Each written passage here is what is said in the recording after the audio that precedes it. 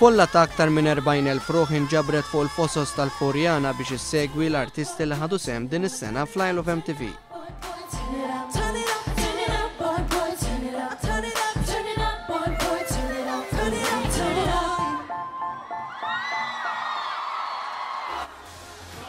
Spikkaw il-ġodda LMFAO, it-taqsira l-isem bl-Ingliż li tfisser letteralment mifquh bid-daħ. Id-diska tagħhom Party Rock Anthem u diġà saret id-diska uffiċjali ta' dan is-sajf ċalqet lil dawk l-eluf ta' żgħażagħ preżenti.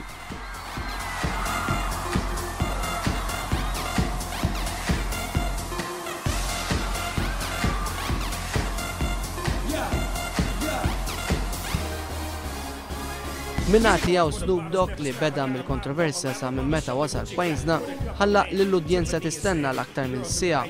Waħda ma' raġunijiet ingħad li kienet il-band tiegħu ma waslitx fil-ħina. Il-kunċert attendew għalih nies ta' kull età u sar fl-isfond ta' waħda mill-akbar faċċati ta' knejjes li għandna f'pajjiżna. Għall-ewwel darba dan il-kunċert inġibed fuq 3D.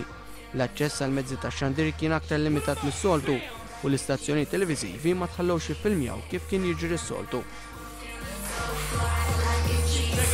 Give me that mo wet, give me that quick style.